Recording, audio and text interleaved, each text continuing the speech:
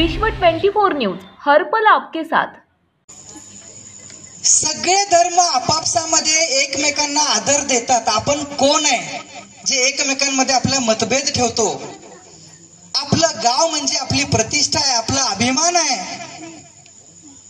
आपल्यातले मतभेद बाजूला ठेवून आपल्याला एकात्मतेने राहिला पाहिजे। कुराण मध्ये पण सूरा 57 आयत 7 काय सांगितलेलं आहे की तुम्ही जे कमवता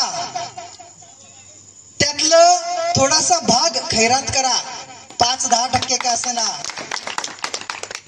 कुराण मध्ये हे पण सांगितलंय सूरा 60 आयत 8 की कुठल्याही गैर मुस्लिम व्यक्तीसोबत देखील तुम्ही तसंच राहा जसे आपल्या मुस्लिम बांधवांसोबत राहता।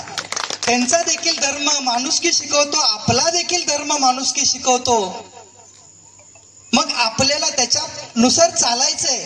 बघा, ज्याचे कर्म वाईट आहे ना तो कधी पण धर्माच्या हिंसेचा किंवा संप्रदायाचा आपापसामध्ये मतभेद किंवा भांडण लावण्याचं काम तो करतो। ज्याचे कर्म वाईट आहे त्याचे वाईट कर्म लपवण्यासाठी तो त्या गोष्टी करतो। आपलं कर्म चांगलं ठेवा, आपलं गाव एकात्मता बाळगा, हा आपला अभिमान आहे। आपली संस्कृती टिकवून ठेवा। यापेक्षा जास्त मी तुम्हाला काही मार्गदर्शन करू शकत नाही।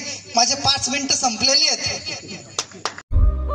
राज्यातील महत्त्वाच्या आणि आपल्या भागातील ताज्या बातम्या पाहण्यासाठी आजच आमच्या विश्व 24 न्यूज चॅनलला यूट्यूबवर सबस्क्राईब करा आणि बेल आयकॉन प्रेस करा।